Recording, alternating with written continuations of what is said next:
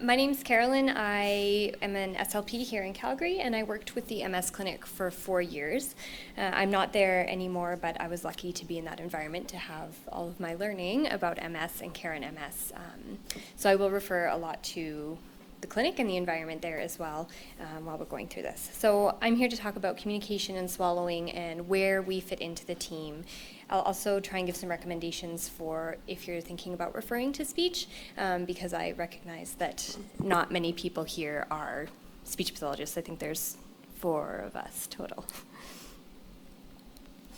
So the role of speech pathology overall is the assessment, diagnosis, treatment, education, and consultation for any changes to speech and voice, any changes to expressive or receptive language, cognitive communication concerns, which I'll cover a little bit more in depth near the end, and swallowing disorders, which I think is what a lot of our referrals typically come in for, but there's a lot of communication changes that can happen with MS as well.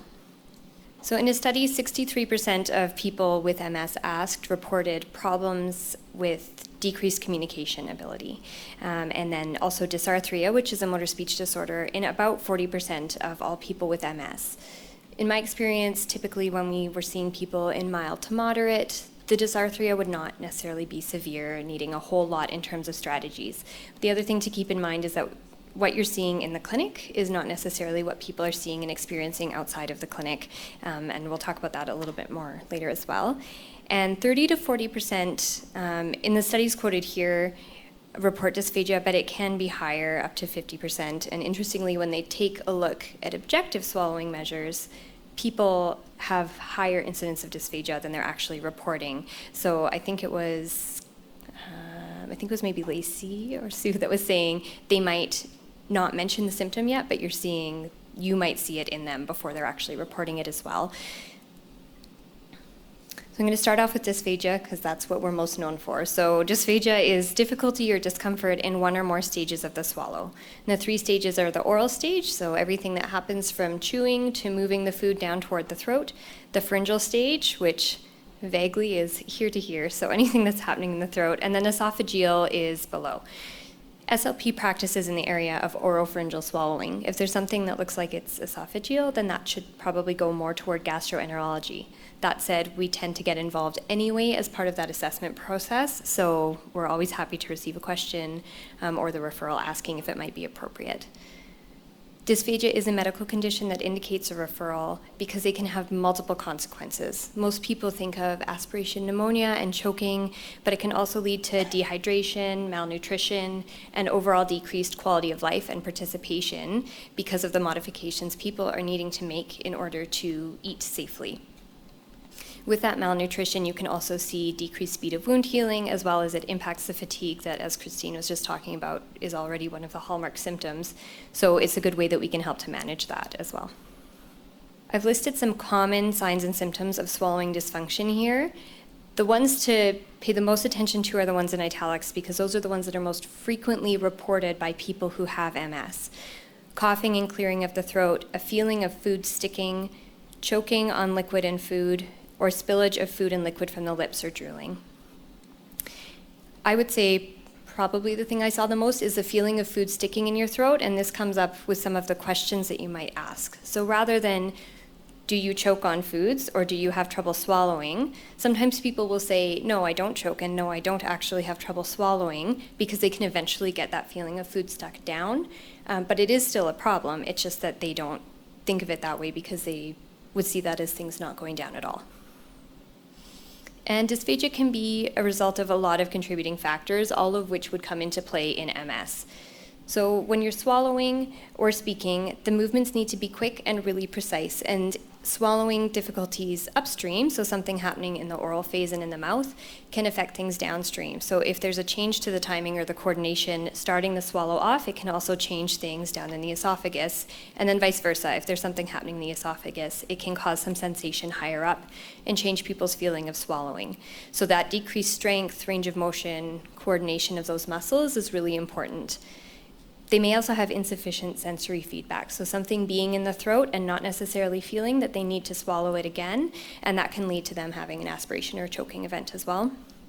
Disruption of the breathing pattern might happen, particularly as people become more advanced in their MS, and that's where we might have some work with physical therapy as well in terms of posture and breathing exercises as well.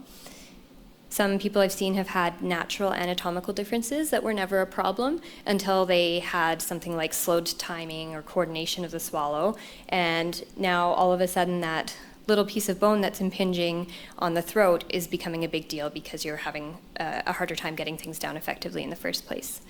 Changes to cognition and behavior. Sometimes people might have difficulty eating in a distracted environment safely and following any strategies that we're giving them. So we do need to take that into account as well. And then, as everyone's been talking about, the fatigue is a huge piece of this as well. Very frequently hearing, by the time it gets to dinner, I have a hard time chewing and eating because it's too fatiguing for me. And so we need to sit down and work on how do they still get in the nutrition they need, and that often involves some work with a dietitian as well on how do you get the biggest bang for your buck from calories and protein, as well as still enjoying the meals and doing that safely as well. When people with swallowing disorders were asked about the impact of swallowing in their life, 60% said it was a major distraction in their life, and half said that they were frustrated, depressed, and annoyed by it. Many of them are afraid of choking and have a decreased desire to eat and trouble selecting appropriate foods when they are eating. And that leads to this decreased socialization around eating, which is really concerning, I think, for everyone, and then especially for SLPs because we're so tuned into socialization by nature. And so what happens is, if I have a swallowing disorder and I can't eat the same foods as everybody, what do I do when a typical friend phones up and says, hey, let's go for coffee, let's go get a drink, let's go out for dinner? Well, I can't find anything on the menu at this restaurant, so I'm not going to go. Or every time I eat something, I'm coughing so much and I might actually regurgitate or vomit. I don't want to be in public doing that. So those people are less likely to go out, and then it continues this cycle that Christine was talking about as well, of being depressed and being fatigued. And so it just contributes into that as well. So some really good questions to ask your clients or your patients when you're seeing them if you're wondering if an SLP referral might be valid for swallowing. Again, you can always call and ask. I cleared this with the current MS clinic SLP, so feel free to call her. Do you choke or cough around meal times? And do they choke or cough on their own secretions, so on their saliva? This will often come out as people saying, I'll just be sitting there and then I start coughing out of nowhere and it feels like something went down the wrong tube. That's probably them having some difficulty with their saliva. The other thing to ask is whether choking is really choking. Frequently people say it's choking, but it's not a full obstruction, it's just violent coughing. And so if they're able to actually breathe and talk through it, then that's it's not a lot less concerning, but full choking obstruction is very, very concerning and would constitute a very urgent referral, whereas the coughing is something to make note of, but not the same as choking. If there's been unintentional weight loss, dysphagia can often lead to decreased weight with an unintentional cause. And so again, that would be a big flag for us to not only refer to speech, but also to refer to the dietitian. It's ideal if you do have access to a dietitian to have the speech assessment happen and see if there's any modifications that need to happen to the diet, because then that can help inform the dietitian as well of what sorts of things we need to keep in mind when we're making recommendations.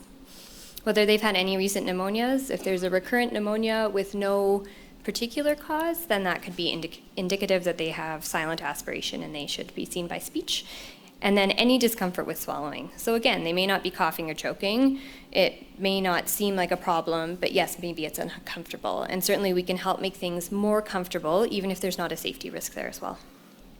If you refer to speech pathology, what should happen is a detailed history will be taken. We have access within Alberta Health to a lot of the records, and if not, I know that there's lots of faxing and emailing and all that happens, and then a detailed interview. And part of this is looking at what have they been eating, what are the symptoms that they're complaining of, do they have any pneumonias or anything that looks concerning for us, and any other things that might be impacting their swallowing disorders.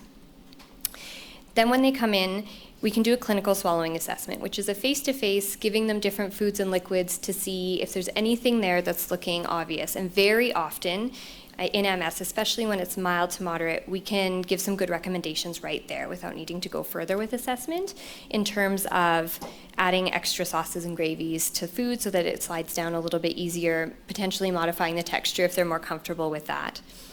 If we decide we want to go forward with objective imaging, we have two options. We have the modified barium swallow or the video fluoroscopic swallowing study, which is the one on the left there. So it's the X-ray of the swallow, and it gives us a good video and view of both the airway and the esophagus to see exactly what's happening in there. And that's really helpful to inform if we want to provide exercises or any compensatory strategies, because we can try them right there in the exam and see if it's actually helping what's happening with their swallowing.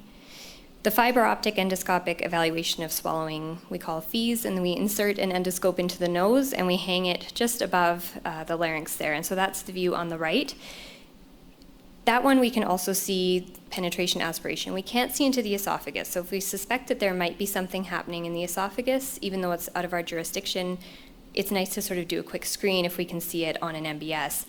But if somebody's potentially having issues with secretions, saying, I'm coughing all the time on my saliva, it's actually best for us to do a FAVRES because we can view it visually with a camera, and I can't see that on an X-ray, what's happening with their saliva. So it may involve one or the other, and again, we can try strategies on that to see if they're going to be effective. In terms of what we can do for swallowing disorders in MS, based on what we're seeing on assessment, we can recommend exercises or compensatory strategies as appropriate. If the swallowing is mild, very often it can be managed by changes in posture or just slight changes to the diet. So I mentioned extra moisture, extra sauces and gravies, just managing posture, potentially managing distractions in the environment. Very often we can keep people on a fairly regular texture diet by doing that. Diet modifications are introduced if necessary, and again, that happens more typically as the disease progresses. I think I speak for all SLPs when I say we don't modify the texture unless we think it's going to be helpful and safer for the person. And the other big note I would make here is that I know everyone knows about thickened fluids, and I think that that's great that everybody knows about that, but it's actually not necessarily safer. So just because somebody is coughing on water doesn't actually mean that they should go onto a thickened fluid. If they have a lot of residue in the pharynx, which is very common with MS, it could actually be worse the thicker things get. So if you're now telling them that they need to always have thickened fluids, they're needing to swallow 4 or 5 times just to get that one sip of water down, and that's not very effective for fatigue either. So that's a big thing to consider, because often someone will say, oh, my friend told me that her dad had a stroke and then he had thickened fluids, so I've been doing that too. And that's not necessarily the best choice for them. So we can provide that education as well as to why it's not the best choice for them. If we need to, we may recommend an alternative to oral feeding, and that can be for more reasons than the swallow's just not safe enough. I've seen some clients who are advanced and they're so fatigued that they just don't have the energy to eat, and they can't get the nutrition enough by mouth. And so maybe we give them something like pleasure feeds by mouth, things that they really enjoy eating, but otherwise the majority of their nutrition can come in through something like a PEG tube. Also, if somebody's admitted to acute care with a relapse, we might recommend they have a nasogastric tube for that temporary time until we see where things are sitting after they've come out of that relapse and see what they really need after that as well. So again, if we're going to be recommending any alternatives to oral feeding, that's where we really need to call on the medical team and our dietitian to make sure that all of their needs are met in a way that works for the client. We also educate about any diet recommendations we make, and there's relatively frequently discussions about risk and the decision to eat at risk. So our job is to tell them, here's what looks safest, but it's not my job to live their life and go and eat every meal for them. So a lot of people are very accepting of there's a potential risk of pneumonia, and we might even say that it's a low to moderate risk, and for them, they're okay with that, and as long as they know what that risk is and we believe that they have the cognitive capacity to make that decision, then that is up to them. An SLP once told me that we can recommend what might be the safest, but what is allowed is up to the client or the patient. And family members may have issue with this as well. It's really difficult to watch somebody decide to make a decision that might lead to pneumonia, which could be life-ending depending on the patient. So those discussions do come up and often involve a large portion of the team as well. And then referral to dietitian I've mentioned a few times in terms of making sure people are getting the biggest nutritional bang for their buck with what they're doing, and then recommending referral to other specialists. So we may recommend gastroenterology or an ENT referral if something looks a little bit different to us on their imaging. In terms of working with occupational and physical therapy, working on things like self-feeding skills and using any adaptive equipment to make sure that feeding is more effective for that person, and also reducing their level of fatigue with that. Making sure that oral care is tip-top because that helps to reduce the risk of pneumonia. And then helping with any postural support. Again, typically as people become more advanced or they might be having more difficulty with that mobility or balance as they're sitting, they may need some more support from that side of things. And then any carryover of strategies. So, if nursing is sitting with a client while they're eating, if they can, remind them to do their chin tuck or remind them to swallow 3 times, that can all be very helpful as well. And again, maximizing nutrition on that modified diet. I can't stress our dietitian enough. And working with clients' diet preferences as well. And so this also plays into that managing what works for the client in terms of their fatigue. So I had this one patient who came in and she said, you know what, I love going for nachos, but by the time it's nacho time with my friends, I'm so tired from the rest of the day that I just can't participate anymore. I can't go eat nachos. So we sort of worked out a plan that her friends were going to move nacho time earlier, and she was going to go for easier textures throughout the day to get her primary nutrition in through things like soups and smoothies so that she had some energy to do a little bit of chewing and chatting at night. So it's working with what's going to work for her and help with her quality of life and increase that socialization as well so that she can still maintain all those aspects. And I come through to communication. I'm going to touch on all of these, but my biggest focus will be on dysarthria and cognitive communication changes. Some good questions to ask if you're in the clinic with a client and you don't know if they've been referred to speech is whether they have any difficulty physically speaking. So has it slowed down? Do they have voice changes? Are other people telling them they're hard to understand? Again, that's where other people's perception is sometimes different than what our client's perception will be. If they're having trouble finding the right words, are they having trouble understanding other people? Is there any difficulty with reading or writing? And that writing side of things can fall into the physical difficulty or difficulty getting the right words out. Difficulty with communicating more complex ideas, like their reasoning for making a decision. And is their communication impacting them at work or in any of their social relationships? This is a really big one, again, for that socialization. And are people participating less because of their changes to communication? So 46% of people with MS in the study by Yorkston, Baylor, and Amptman report fair or poor ability to carry out their social roles. So a social role includes essentially anything. It's being a friend, it's being a family member, it's going to work, it's being the president of the PTA. And for a lot of our clients, especially because the diagnosis is so young and higher in females, you have lots of young families and you have moms who are trying to manage multiple levels of their life. You have a lot of people who are working. So it's not just sitting at home and making sure that you can manage at home. It's getting all of those things done.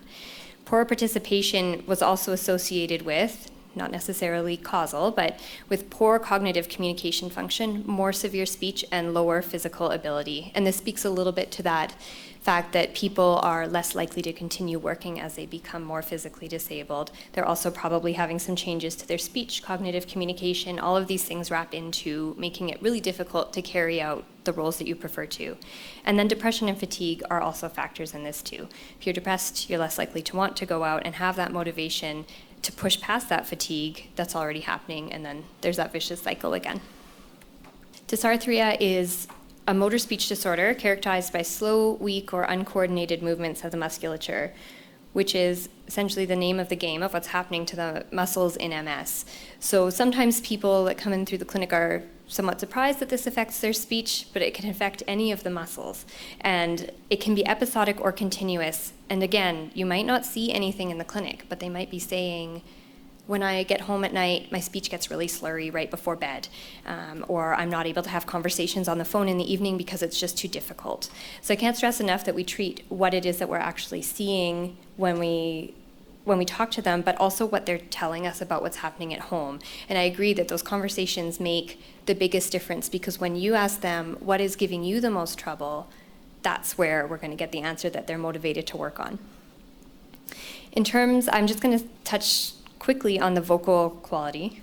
LSVT does have research behind it for MS as well, and just making sure that, again, as everyone has said, just because someone has MS doesn't mean they're immune to something else happening. So making sure that there's no vocal fold lesion or anything that needs to be managed first before you start something like LSVT loud. And the other side of it is that because fatigue is such a big factor, if I'm offering LSVT loud, I'll often offer it as a let's check in at the end of every week to see how this is working with all of the other things you're trying to do to manage your MS. Dysarthria results in reduced speech intelligibility, and it's a common cause of social isolation and depression in MS. So I just pulled a quote here, and somebody says, "People think I'm intoxicated and treat me as such." Fairly often I will have clients tell me that people think they're drunk, or people talk to them like they've been drinking. And imagine trying to go to work and people thinking that potentially you've been drinking, or getting home and your parents talking to you on the phone and asking if you've had a drink, but it's really just because you've had the typical fatigue of a day with MS. So there's big implications here for how people are feeling, and speech and language and voice are already a huge part of people's identity. And so when this changes and people make unfortunate assumptions about people's activities or lives, that can be really, really difficult to come up against, and you can see how that might lead people to pull away and pull back into that social isolation. When we're going to see somebody, we'll do an oral mechanism exam. We would also do this for swallowing, but taking a look at the muscles to make sure they're working the way they need to support speech. And this helps us with determining the impacted area of the speech system. So it might be that the tongue is particularly weak, that the lips are weak, that they have trouble with that respiration and the coordination of breathing. It can be everything. But taking a good look at that and taking a speech sample and some speech measures really helps us to narrow down where we might want to focus our energy. Also take an intelligibility measure, which is how much can I understand percentage-wise of what you're saying. And if you do that in your first session is the best bet, because you're an unfamiliar listener. You don't know them. And then as you get to know them, you might start to understand a lot more of what they're saying because you become used to the way their speech sounds, but then you're not the best judge of how intelligible they are to a stranger. We can provide practice for strategies to improve intelligibility. So this might be speech sound specific and practicing those sounds in speech exercises over and over, because there is potential to strengthen muscles if it is that they're weaker. We also might provide those strategies for here's what you do in the evening when you're really fatigued. If you're really tired, over-exaggerate your speech sounds, make sure you're speaking louder, and then providing practice for those as well. This is a really great time to also get the family involved, because they can provide those little reminders of saying, oh, you're getting a little bit hard, can you push that a little bit more for me? But always cautioning not to start bugging and needling the person to use their strategies at all times. And we also, as the disease progresses, are going to look at considering more augmentative and alternative communication. So if you've seen a speech-generating communication device, that's where you're going to have something like a technological device or a communication book, depending on what the client's preference is, right? If they're not very techy, they may not want to be carrying around some sort of device that talks for them.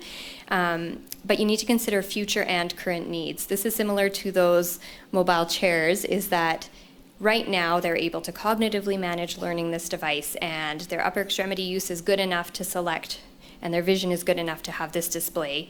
But what's going to happen 5 years down the road? And right now their speech is okay, but 5 years down the road, are they going to need to rely more and more heavily on this system? So thankfully, there's specialized services available to help us assess this.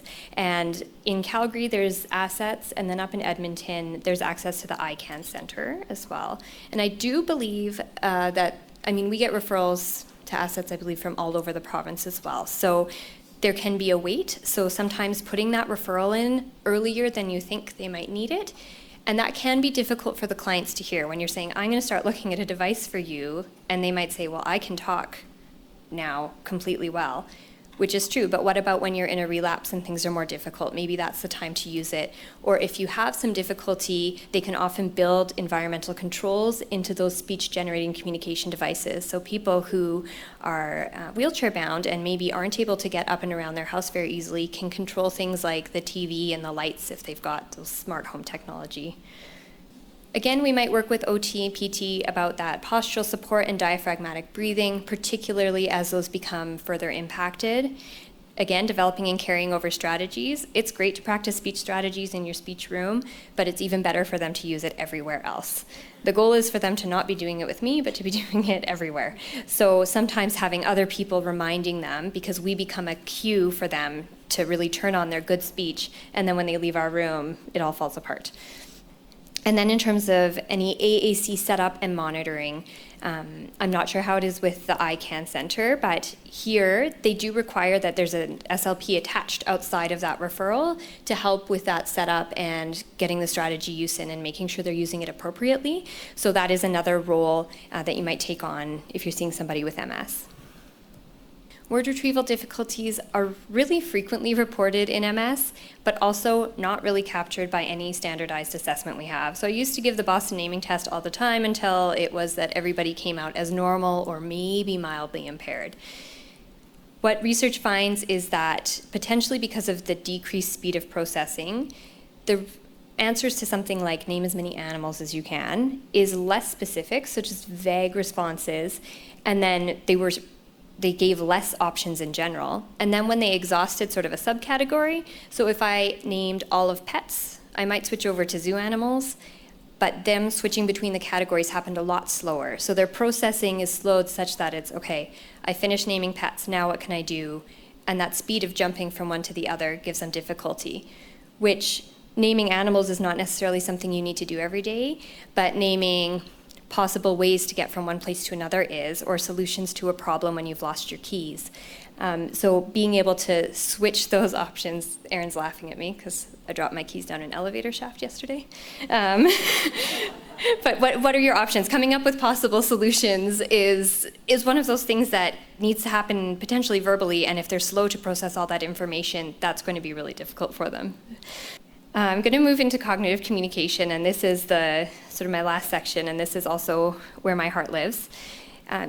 Cognitive communication disorders are difficulties in communicative competence that result from underlying cognitive impairments. So any change to communication from any change in thinking. And so that's a pretty broad category, and the way we can put it is our job is to make conversations better. And conversations in MS just tend to slowly over time become less and less effective, and they're less effective at communicating ideas, and they'll really struggle with this in the home. Communication competence itself is defined as the ability to use skills to achieve competence in family, community, social, workplace, academic, information management, and problem-solving communication. And so I defy you to come up with anybody that you have ever seen clinically that doesn't have to do at least one of these. So it's a very broad role, and certainly not necessarily everybody's priority. I recognize that speech is not everybody's priority when they have a lot going on. But if they are having trouble with this, it can have a huge impact on their life.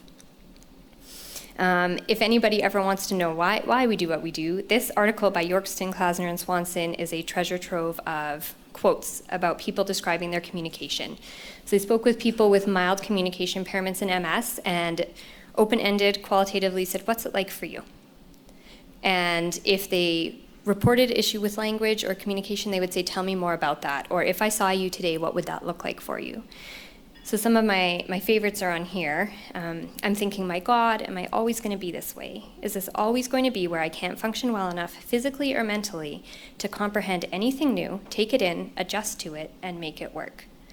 So if you can't understand what's coming into you and you're at work, and your boss comes and says, this needs to be done by the end of the day, okay, I need to understand what I'm doing. I need to organize that. I need to either finesse a response to him that there's no way this is happening by the end of the day, or move other things around and reason around that. Not being able to do that at all would get very exhausting. Everything seemed to be magnified. At night, we'd sit and look at each other rather than converse. This is someone with MS talking about their spouse.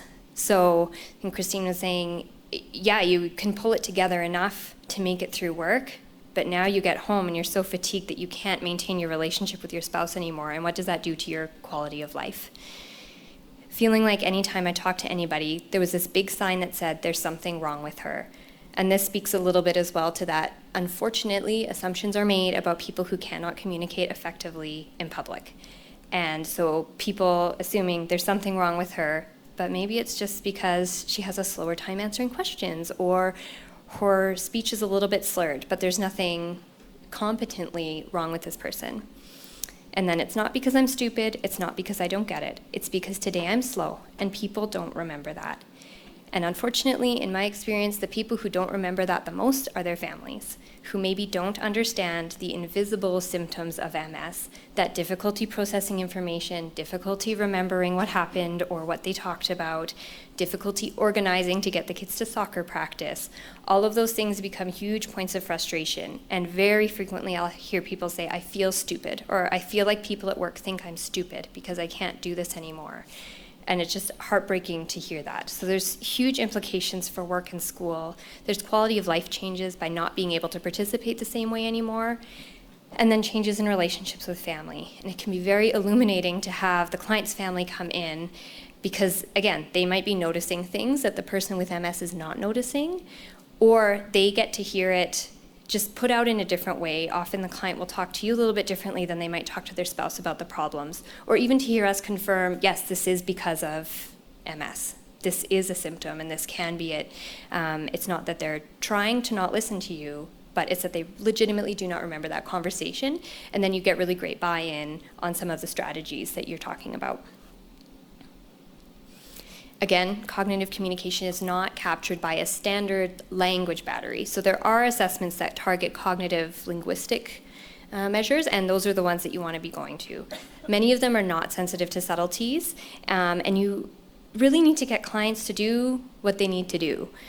Because I can, again, ask you to name as many animals as I want, but does that matter for your day-to-day? Potentially not. But if I ask you to tell me what are all of the stores you could go to buy a camera, when you need to go buy a camera tomorrow, that's going to make a difference.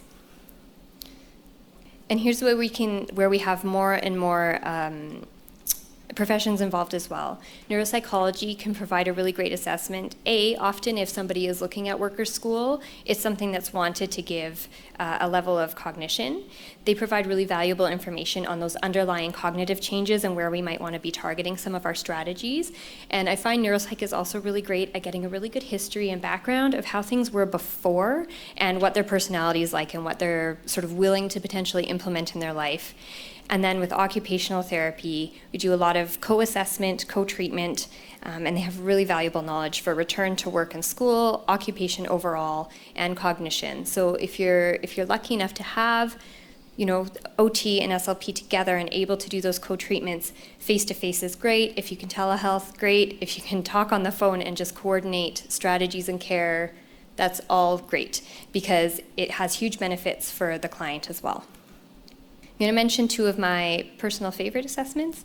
So the first is the FAVRES, and this is a high level, it's the hardest cognitive communication task I can give. It was written in Canada by Sheila McDonald, and it's recommended for people whose pre-injury activities, it's normed on brain injury, but recommended for anybody with cognitive changes, would have required the ability to reason given novel situations and information. And again, I defy you to find somebody who has never had to reason with new information.